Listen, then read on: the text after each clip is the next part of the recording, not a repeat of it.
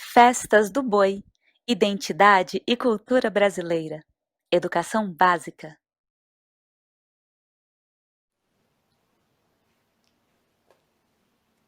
Olá, pessoal! Essa é a oficina Festas do Boi, Identidade e Cultura Brasileira. E o nosso objetivo é apresentar, numa perspectiva interdisciplinar, essa festa tradicional do boi aqui no Brasil, enquanto um elemento revelador da identidade e da cultura brasileira. E vamos fazer isso por meio de várias atividades, né? Várias sugestões lúdicas, como dobradura, canções. E vale lembrar que essa festa é recheada de ludicidade. E esse termo, ludicidade, vem da palavra ludus, que pode significar jogo, brinquedo, passatempo, brincadeira, colégio, esporte, dentre vários outros. É, portanto, uma palavra que ainda está sendo construída em língua portuguesa. Portanto, é multissignificativa. E aí, o que acontece? A gente percebe que existem duas formas de olhar para a ludicidade, que seria como um fenômeno histórico, visível, né? Pode ser observado, e também como uma experiência interna do sujeito, que ele vai estar ali se encontrando pleno, inteiro naquela atividade vivenciada. E é isso que a gente observa entre os brincantes dessa festa. Essa inteireza, essa entrega ao momento e aquilo que eles estão fazendo. Então, esperamos que as sugestões possam ampliar o repertório de atividades de vocês e também ampliar um pouco mais o conhecimento a respeito dessa festa. Apreciem e aproveitem! É boi do Ceará, é boi do Ceará. Conta-se que lá nas bandas do Nordeste e Norte havia uma fazenda com criação de gados. Lá havia um boi especial, forte, robusto, com chifres reluzentes e mais sabia dançar. Era o boi preferido do patrão. Também nessa fazenda havia um casal de escravos, em que a mulher estava grávida. Catirina, numa noite, olhando para a lua, chamou o marido e foi logo falando: Ô Chico, que desejo de comer língua de boi. Oxe, mulher, que desejo doido é esse? Ah, Chico, mas não pode ser qualquer boi, não. Tem que ser o boi bonito do patrão. Oxe, aquele que sabe dançar tá doido, é? Só que Chico sabia que desejo de grávida não se nega. E de tanto catirina azucrinar a cabeça dele, não é que ele mata o boi e divide com toda a vizinhança a carne. Prepara a língua de boi e satisfaz o desejo da mulher. Só ficaram o chifre e o rabo. Sabendo que isso não ia dar boa coisa, Chico pega a Catirina e se muda para outra cidade. Na manhã seguinte, o patrão faz a ronda na fazenda e vai logo ver o seu lindo boizinho.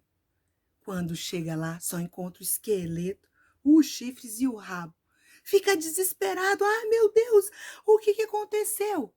Chama os empregados e eles simplesmente dizem que não sabe de nada. Mas há um empregado que, despeitado porque não comeu nem um pedaço da carne, foi logo dizendo que foi Catirina e Francisco que aprontaram.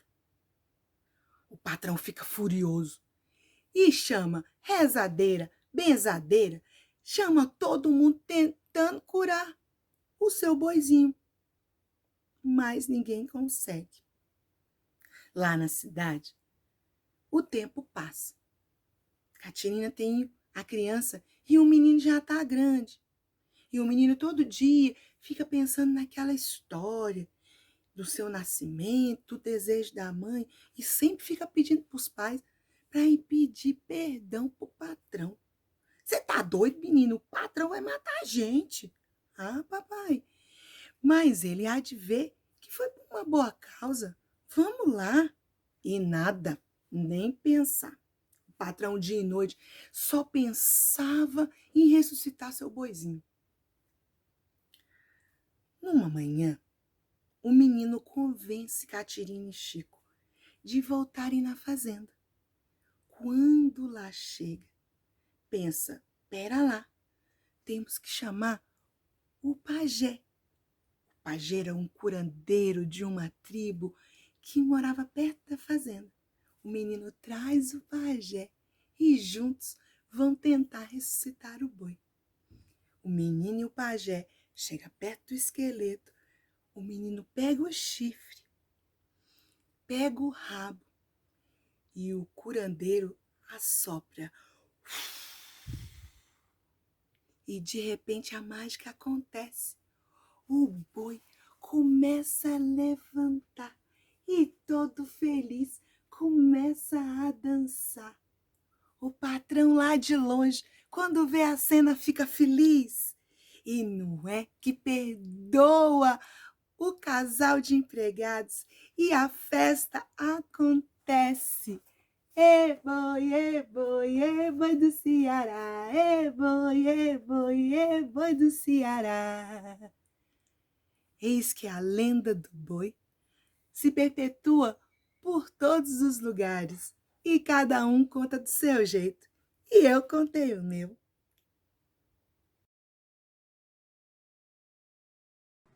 Você sabia que animais como bois, cavalos, cabras, galinhas, porcos domesticados eram desconhecidos pelos povos nativos do Brasil? É verdade. Quero falar um pouquinho para vocês agora sobre as histórias da chegada do boi aqui ao Brasil. Os primeiros rebanhos bovinos que vieram para cá foram trazidos pelos portugueses lá das ilhas de Cabo Verde, na África, e foram levados para a já fundada capitania de São Vicente. Isso bem no início da ocupação portuguesa, ainda nas primeiras décadas do século XVI. Registros históricos dão conta de que vários carregamentos foram levados depois para Salvador e dispersos então para as regiões de Pernambuco, Maranhão e Piauí. A pecuária foi se desenvolvendo como uma atividade econômica complementar à produção de açúcar. E para que os rebanhos não estragassem os canaviais, foram sendo dispersados em currais na direção do interior do Brasil, ao longo dos rios. Agreste, Caatinga e Cerrados foram as regiões em que essa economia pastoril se desenvolveu e foi se expandindo ao longo dos séculos seguintes. Homens e gados foram ocupando quase todo o sertão interior do Brasil, assim interligando regiões antes desconhecidas, promovendo o comércio e troca de mercadorias, fundando os primeiros arraiais e depois cidades. Assim foi se desenhando a ocupação do interior do Brasil pelos povos de origem europeia e outros que foram se misturando a essa população de homens pobres e livres, que eram os vaqueiros, e que tinham que sempre expandir as áreas de pasto dos seus rebanhos. Mas não podemos esquecer que a ocupação do interior do Brasil não foi pacífica. Houve grande resistência indígena e muitas mortes. O boi se constitui como figura mitológica em diversas culturas. Ele transmite um imaginário de força e poder. Ele foi incorporado rapidamente aos habitantes do Brasil. Homens trabalhadores, especialmente de origem indígena e africana, passaram a encará-lo como um bom companheiro de trabalho, símbolo de força e resistência. Junto com os rebanhos bovinos, os portugueses introduziram por aqui uma cultura festiva em torno do boi. Sim, havia um folguedo lá nas regiões de Portugal e Espanha que encenava a história de dois amantes e a morte de um boi. Provavelmente foi este enredo que foi trazido para cá, inicialmente, né? Porque ao chegar aqui no Brasil, e junto com outras festividades, especialmente vinculadas aos ciclos de colheitas agrícolas, as festas do boi foram se modificando, foram incorporando vários outros elementos, foram se transformando a partir das contribuições das três principais matrizes culturais da formação do nosso povo: a indígena, a africana e a europeia. Portanto, uma festa, uma linda festa foi se constituindo. Alegria, instrumentos, danças, marcações, ritmos, cores, celebração. Estas foram as festas do boi que se consolidaram pelo Brasil afora. Os enredos, eles geralmente trazem uma crítica social, uma sutil crítica social, porque apresentam as relações entre senhores, escravos e indígenas. As festas do boi, elas trazem uma contribuição maravilhosa para a cultura popular do Brasil. É uma linda manifestação de ludicidade, onde homens, mulheres, idosos e crianças celebram a vida. Podem ser reis, rainhas, podem ser senhores, guerreiros, xamãs. O boi folclórico, ele foi se espalhando por todas as regiões do Brasil, de norte a sul, incorporando elementos das culturas locais. Mas esta é uma outra história. Oi, pessoal, tudo bem? Eu estou aqui em frente à tela do meu computador para mostrar para vocês um recurso educacional aberto, super interessante, e também para falar um pouquinho do boi, ok? Então vamos lá. Aqui a gente já está no Book Creator, que é o recurso que eu estou falando para vocês. Como eu já tenho cadastro e já estou logada, eu venho aqui no Entrar, Sign In. E assim, aqui é a minha biblioteca e nós vamos falar sobre e editar aqui esse livro hoje, sobre a festa do boi. Então vamos lá. Esta ilustração da capa é uma tela de uma artista muito incrível que se chama Valdério Costa e que é professor formador lá da EAP. Nós temos aqui o título que eu coloquei, Festas do Boi, e o fundo, que é esse azul com estrelas que está disponível aqui. Eu vou mostrar com detalhes na próxima página. Este fundo é muito bacana para mim, porque ele me remete a Macunaíma, quando os personagens viram estrelas no céu. E nada como falar também de Mário de Andrade, que tanto escreveu sobre a cultura popular, sobre o boi. E aqui, quando o Valdério fez esta tela, ele fez em homenagem a quem? Seu Teodoro, que trouxe o Bumba Meu Boi para Sobradinho. E em 2012 virou estrela no céu. Então, em homenagem ao seu Teodoro e a todos e todas que, por causa do Covid, viraram estrelas no céu este ano, inclusive não por causa do Covid, mas minha mãe também virou estrela do céu em maio, então em homenagem a ela também. Sigamos. Primeira página do nosso livro, aquela era a capa, certo? Vamos lá, aqui a gente vai ver mais ou menos noções básicas do recurso, porque ele tem inúmeras possibilidades.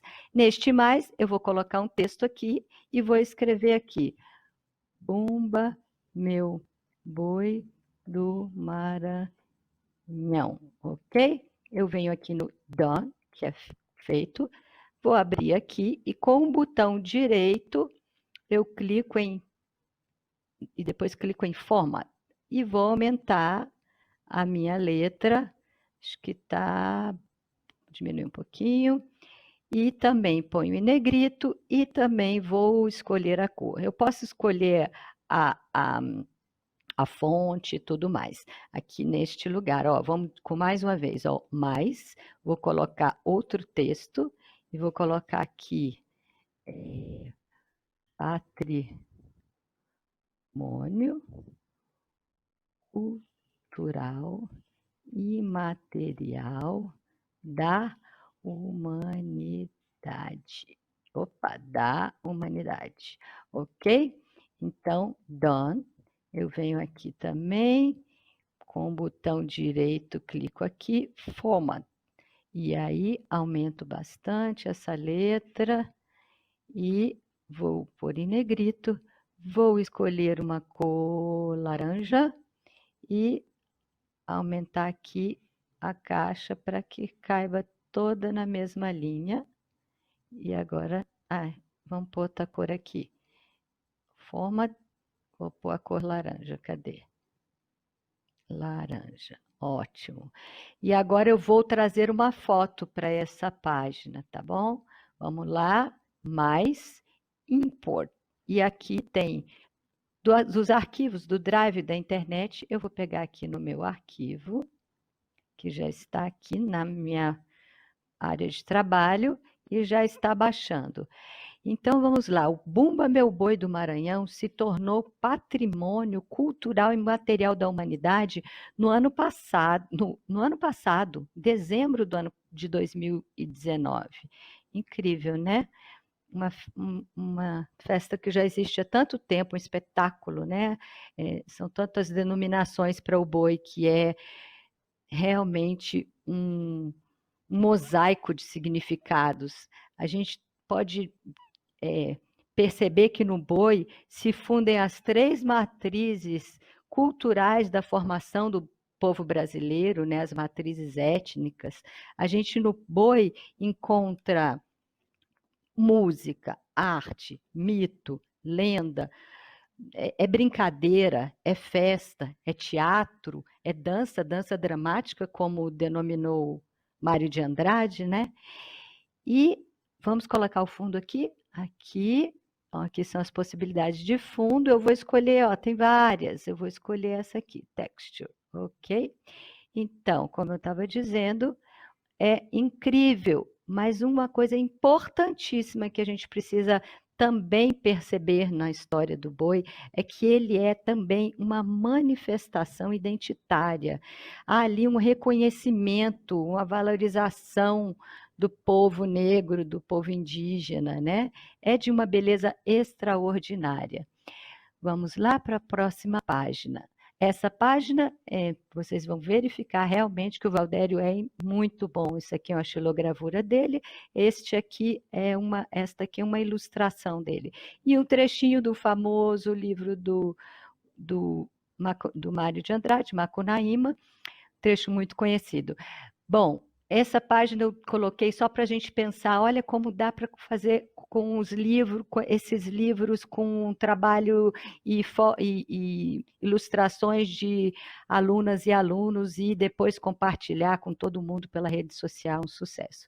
Olha, o Boi Bumbá do Amazonas agora, patrimônio cultural do Brasil. Em 2018 ele se tornou patrimônio cultural do Brasil. E olha o destaque, quem é, geralmente?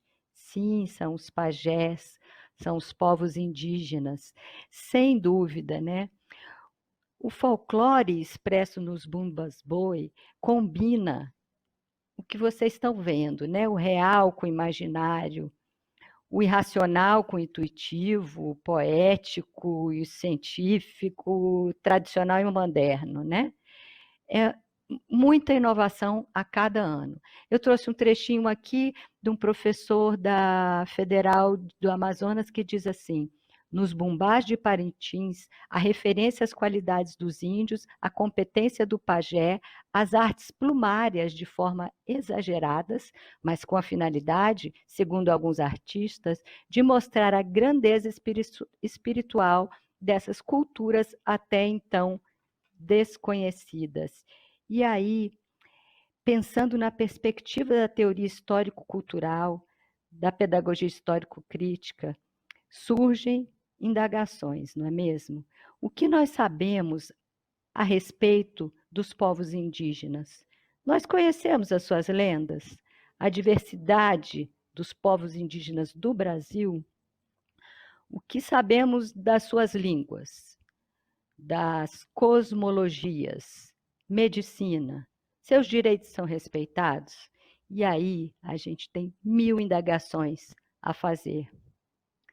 Agora eu quero trazer um outro aspecto também do boi-bumbá do Amazonas, que é muito interessante. É que no discurso há um discurso de preservação das florestas, tem forte influência nos atores, tocadores, músicos, torcedores dos bumbás. Então, gente, a próxima página é a página final deste livro hoje. Eu vou avisando logo que é muito triste esse nosso final, mas não desesperançoso, sabe por quê? Porque se a gente tem o boi como exemplo, a gente sabe que a gente tem a possibilidade de nos reinventar sempre e sem perder a essência. Outro aspecto importantíssimo que eu quero lembrar é que com o recurso educacional podemos mudar o final ou até mesmo o início de uma história. Então, é assim que eu vou deixar vocês com esta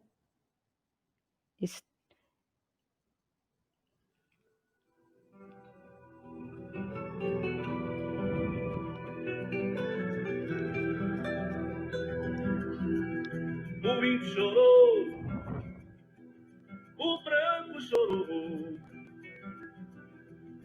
todo mundo está chorando, a Amazônia está queimando, ai, ai, que dor, ai, ai, que horror.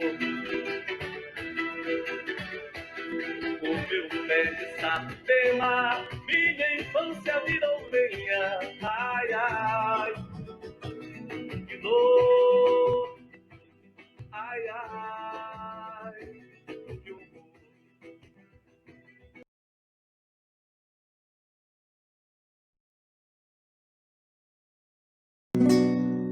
Meu São João, meu São João, meu São João, eu vim pagar a promessa de trazer esse boizinho para alegrar sua festa. Olhos de papel de seda com a estrela na testa. Meu São João, meu São João, meu São João, eu vim pagar a promessa de trazer esse boizinho para alegrar sua festa. Olhos de papel de seda com a estrela na testa. Chora, chora, chora, boi da lua, vem pedir uma esmola pra quem uma boneca de anil. Mamãe, eu vi boi da lua dançar no planeta do Brasil. Mamãe, eu vi boi da lua dançar no planeta do Brasil. Meu São João. Agora vamos falar as festas do boi pelo Brasil. Ao som de violas, pandeiros, tambores, chocalhos, latas, matracas e zabumbas, a brincadeira do boi conta histórias engraçadas e cheias de ludicidade por todo o Brasil. As festas do boi têm características diferentes e um só desejo: celebrar a vida. A festa em celebração ao boi inclui danças, músicas, desfiles e representação teatral. Assim, as cores se misturam em um ambiente festivo, alegórico e popular. Nas diversas regiões do Brasil em que acontece a brincadeira do boi, ela tem um nome e um jeito diferente e recebe influências de 3 matrizes brasileiras: a indígena, a africana e a europeia. Vamos conhecer? Na região norte,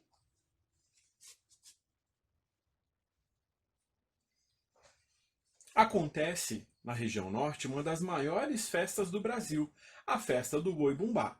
No mês de junho, nos estados do Pará, Amazonas, o boi é festejado por milhares de pessoas. acontece o grande espetáculo dos bois, Garantido e Caprichoso, onde Caprichoso é negro e tem uma estrela azul na testa, Garantido é branco e na testa há um coração vermelho. Há uma rivalidade entre os dois e divide a cidade de Parintins em duas torcidas. A do Caprichoso é azul e do Garantido é vermelho. A festa acontece no Bumbódromo por 3 dias. Quem ressuscita o boi é o pajé, que é um médico e chefe religioso dos índios. Muitos dos índios que vivem no Amazonas adoraram a história e essa brincadeira trazida pelos nordestinos que foram chegando na região do Amazonas. Esses homens vinham trabalhar com a borracha e levaram o costume de brincar o boi nas festas juninas. Com todas essas influências, lá as fantasias são carregadas de penas, plumas, cocares, brincos e muita pintura no rosto. Região Nordeste. Na região Nordeste, a maior representatividade da festa do boi acontece no Maranhão durante as festas juninas, embora o primeiro registro do Bumba Meu Boi no Brasil tenha acontecido em Pernambuco. São Luís fica repleta de bois que brincam pelas ruas e contam a história do negro pai Francisco e seu patrão branco irado. Mas em Pernambuco e Rio Grande do Norte também tem festa. E lá, quem canta é o boi Calemba, que acontece nas festas juninas e no Natal. No Piauí, quem alegra a festa é o boi jardineiro. No Ceará, além do Bumba Meu Boi, ele pode se chamar de Barroso ou Surubim e é festejado no Ano Novo e no Natal. Região Sudeste. Na região Sudeste temos o Boi Janeiro e Reis de Boi, sendo o estado de Minas o lugar de maior representatividade das festas de boi nessa região.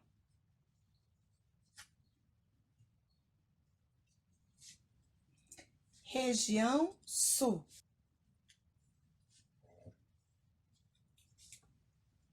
Na região Sul, temos o boizinho no Rio Grande do Sul e o boi de mamão em Santa Catarina. No Paraná, há o boi Manticoera, que fica na ilha de Valadares, em Paranaguá, e apresenta uma particularidade que o diferencia dos demais. É o vaqueiro que ressuscita e não o boi.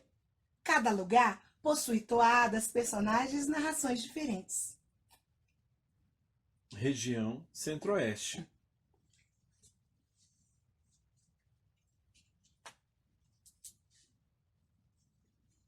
Na região Centro-Oeste, temos o Boi Serra, festejado no Mato Grosso no período de carnaval. O boi festeiro sai pela rua convidando os brincantes. O boi passa investindo contra as pessoas, realizando uma coreografia. O alto é dividido em 5 partes. Danças e investidas do boi. Segunda parte, o boi se deita. Na terceira, o boi se levanta. Na quarta parte é chamada de lamentação. E a quinta parte é a morte do boi. Em Brasília, temos o boi de Seu Teodoro, chamado o Bumba Meu Boi de Seu Teodoro, criado em Sobradinho em 1963 pelo saudoso mestre Teodoro Freire. Após a sua morte, quem continua esse trabalho é o seu filho, Guará Freire, e até hoje vem comandando a festa. Com base no seu valor histórico e artístico, o boi do Seu Teodoro foi declarado Patrimônio Cultural de Natureza Imaterial. Nossa festa é de boi, nosso ritmo é quente, amazonense. Olá, então a nossa proposta é fazer hoje um boizinho totalmente de dobradura. Vamos lá? Para isso vamos precisar de um papel A4 e a primeira coisa é encontrar um quadrado perfeito. Para isso, o meu objetivo é encostar essa lateral aqui naquela outra. Daí, quando se fala em origami, é importante sempre ter um lugar para apoiar e caprichar no vinco. Posso usar a dobradeira, ó, para ajudar a vincar, ou não tendo, pode ser uma régua ou uma tesoura. Depois que eu faço esse movimento aqui, de encostar uma lateral na outra, sobra um retângulo. Eu, então, recorto esse retângulo e reservo, porque ele me será útil para fazer a cabeça. Bem, a partir de agora eu tenho um quadrado perfeito. Eu já havia feito um aqui para adiantar os próximos passos. Bem, depois que eu tenho o quadrado perfeito, eu vou dobrar ao meio e aqui vai surgir o meu primeiro vinco, que eu vou chamar de vinco 1, tá aqui bem no meio. Depois desse vinco, eu vou encostar cada lateral nele, ó. O que vai aparecer, então, a forma básica da porta. É quando aparece, então, o vinco 2, tá certo? Mas o meu objetivo é fazer o vinco 3. E como que aparece o vinco 3? Quando eu pego a lateral e encosto lá no vinco 2. E vinco bem. Aí, faço a mesma coisa do outro lado. Aparece, então, o vinco 3, tá certo? Tô aqui com o vinco 3 e ele é muito importante. Depois que eu encontrei o vinco 3, eu vou fazer uma dobradura nesse sentido aqui oposto, ó. Vou fazer essa dobradura, marco bem. Essa não tem medida exata, é meio que no olhômetro. É coisa de 2 dedinhos mais ou menos, tá bom? Vinco bem. E depois disso, o que eu vou fazer? Eu vou dar um pico, tá vendo aqui, ó? Com a tesoura, eu vou cortar exatamente na dobradura de vinco 3, que eu chamei de vinco 3. Então, eu venho com a tesoura, dou um picozinho aqui, ó. Aqui, aqui, aqui e aqui, tá certo? Feito isso, já está praticamente no ponto de fazer a montagem. Eu vou usar aqui a fita dupla face para poder ser um pouquinho mais rápido. Mas você aí em casa, né, com mais tempo, pode fazer com cola branca. Então, a gente coloca um pedacinho da dupla face em ambos os lados. E depois estaremos bem próximos de fazer a montagem deste corpinho. Deixa eu só tirar aqui dos dois lados.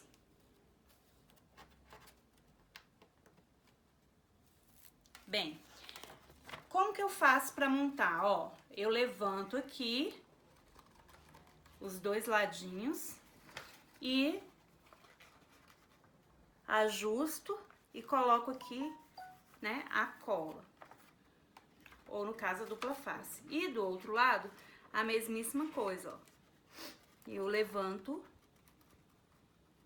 e coloco aqui, sobreponho, né, essa parte, tá certo? E aí, gente, eu tenho... A dupla face não tá querendo colar, mas você aí faz com cola, que fica melhor. Eu tenho o corpinho pronto. Então, agora nós vamos aprender a fazer a cabecinha do boi. Para isso, a gente vai precisar de 3 folhas A4, tá bom? E a gente começa encontrando o quadrado perfeito. Já fiz aqui alguns para adiantar. Nós vamos começar dobrando as orelhas. Elas vão ficar, gente, só uma coisa, vai ficar desproporcional, tá bom? Nós vamos usar aquele retalho, exatamente esse que a gente tira aqui, o retângulo. É isso aqui que a gente vai usar para fazer a cabeça, mas para aprender, a gente vai usar um papel maior. Nós vamos começar pelas orelhas. O que a gente vai fazer? Quando eu fiz o movimento para encontrar o quadrado perfeito, ficou aqui um vinco, não foi? Então, a gente vai fazer a forma básica do sorvete. O meu objetivo é nivelar aqui essa lateral com esse vinco aqui central. Isso de um lado e do outro lado. É sempre bom, quando a gente vai aprender um origami, usar um papel grande, tá? Facilita a nossa vida. E aqui eu pego essa ponta e encosto aqui nessa dobradura. Fica assim, né? Eu viro e essa seria uma gigante orelha de boi. Bem, para fazer o chifre é um passo parecido, ó. Eu faço aqui a forma básica do sorvete, a mesma coisa praticamente, né? E aí eu faço de novo para poder esconder esse lado aqui também. Eu jogo aqui como se fosse